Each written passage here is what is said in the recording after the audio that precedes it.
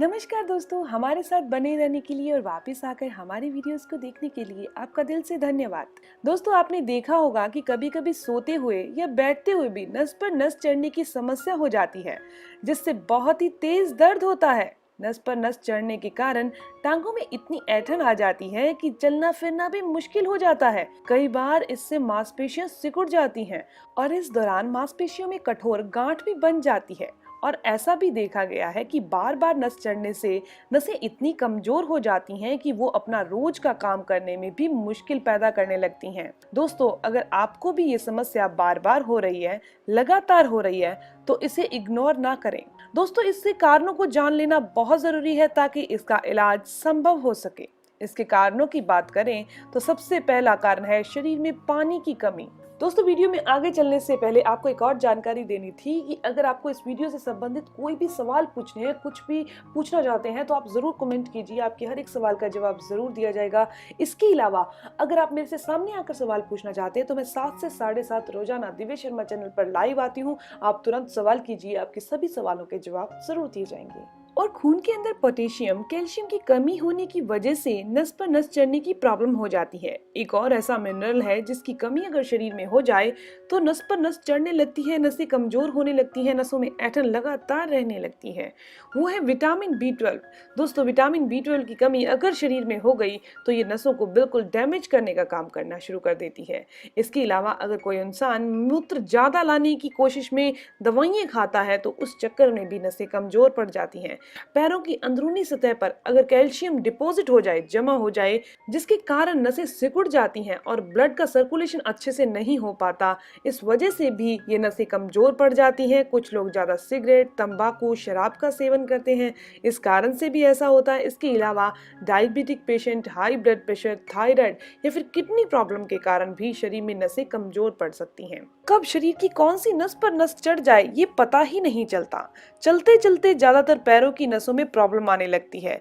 दोस्तों, शरीर में ब्लड सर्कुलेशन सही होना बहुत जरूरी है। नसें तभी अच्छे से काम करती हैं जब खून अच्छे से बहता है। शरीर के किसी भी हिस्से में अगर ब्लड नहीं पहुंच रहा तो वो हिस्सा सुन्न होने लगता है, उसमें ऐंठन होने लगती है और उस जगह पर हाथ लगाने पर ठंडा सा महसूस होता है।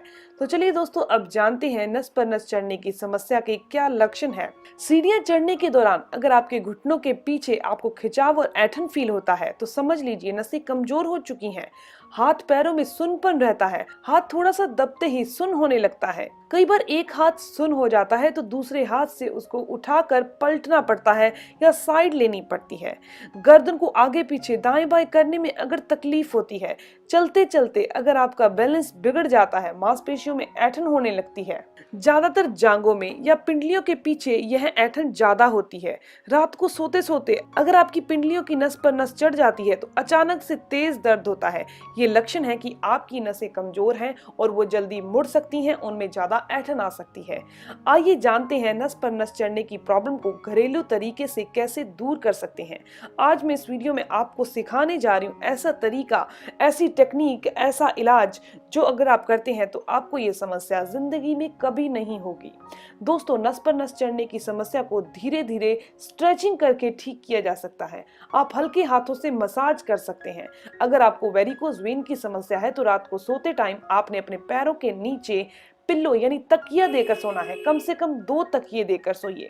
इसके अलावा वेरिकोज वेन की समस्या में आपने अपनी टांगों पर इलास्टिक पट्टी बांधनी है जो पैरों में खून के संचार को सही कर देती है।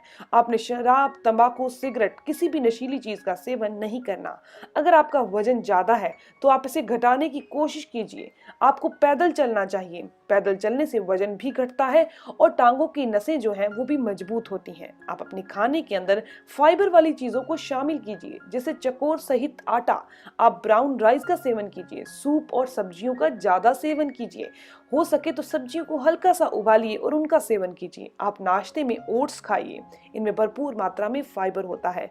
मैदा, पास्ता, ऐसी चीजों का सेवन आपने बिल्कुल नहीं करना। इसके अलावा कुछ फल हैं, उनका सेवन आपने जरूर करना है, जैसे कि आप नारियल पानी पीजिए, केला खाइए, चुकंदर और तरबूज। ऐसी डाइट लीजिए जिसके अंदर पोटेशियम ज्यादा हो और विटामिन सी ज्यादा हो। तो दोस्तों इन चारों चीजों के अंदर मैग्नीशियम, पोटेशियम और विटामिन सी ज्यादा है, जो कि नसों की कमजोरी को दूर करने का काम करती है। इसके अलावा आपने इलाज के तौर पर रात को सोते टाइम क्या करना है, आधा चम्मच अलसी भिगोनी है, जो गर्मियों के दिनों में ठंडक भी देती है और नसों को मजबूती भी देनी है। तो इलाज के तौर पर दोस्तों आपने रात के समय आधा चम्मच चिया सीड भिगोनी है। ये चिया सीड के अंदर बहुत अच्छी मात्रा में ओमेगा 3 फैटी एसिड होता है, जो कि नसों को मजबूती देने के लिए आपने अपनी डाइट में जरूर शामिल करना है।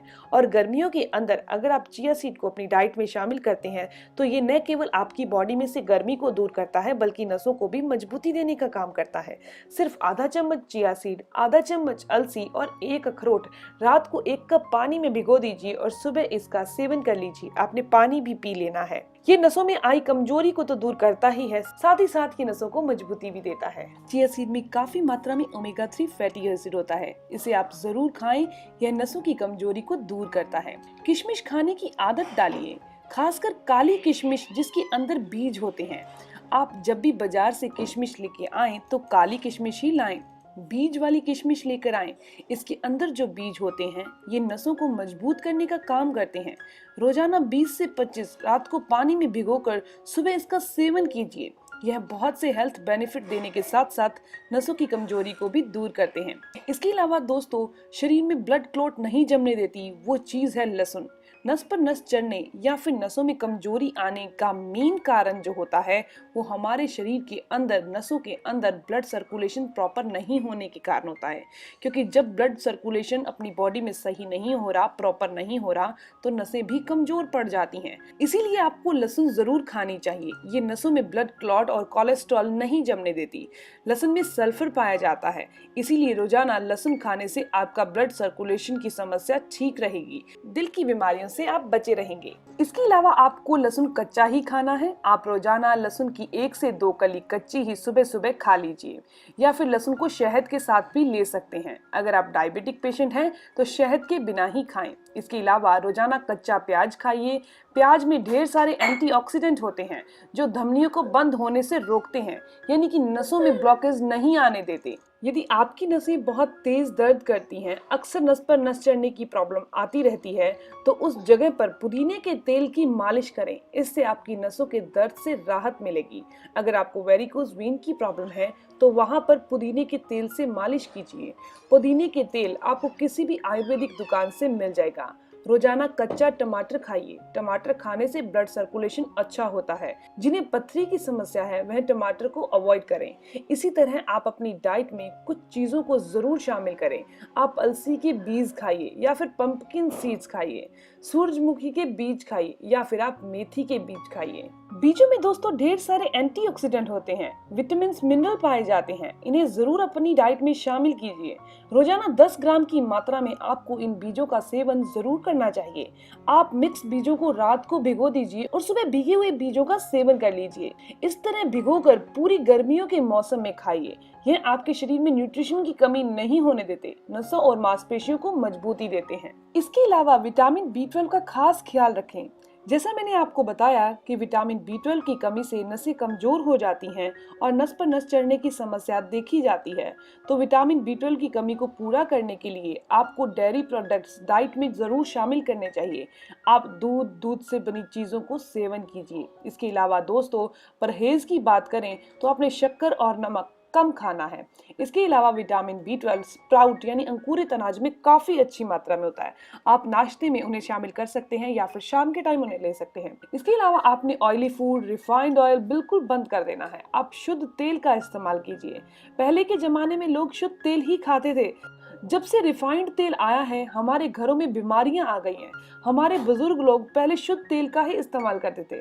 आप मूंगफली का शुद्ध तेल ले सकते हैं, तिल का शुद्ध तेल ले सकते हैं, आप कोकोनट का शुद्ध तेल ले सकते हैं, सरसों का तेल ले सकते हैं। ऑलिव ऑयल खाइए, लेकिन शुद्ध खाइए, रिफाइंड ऑयल नहीं खाइए। तो इन सभी समस्याओं से जो कि नस पर नस चढ़ने के कारण आती हैं, नसों की कमजोरी हो जाती है, आप हमेशा स्वस्थ और निरोग रहेंगे। इसके अलावा अपने डेली रूटीन के अंदर योग और एक्सरसाइज को ऐसे ही शामिल कर लीजिए जैसे हम खाना खाते हैं। तो तो दोस्तों आप इसे ज़रूर फॉलो कीजिए और इसके बेनिफिट्स लीजिए। मैं उम्मीद करती हूँ कि आपको ये इन्फॉर्मेशन, ये जानकारी अच्छी लगी होगी। अगर आपको ये जानकारी अच्छी लगी तो ज़रूर इस वीडियो को लाइक कर दीजिए और अपने दोस्तों के साथ ज़रूर शेयर कर दीजिए। और अगर आपके कोई भी सवाल हो तो ज़रूर पूछिए, आपके हर एक सवाल का जवाब ज़रूर दिया जाएगा।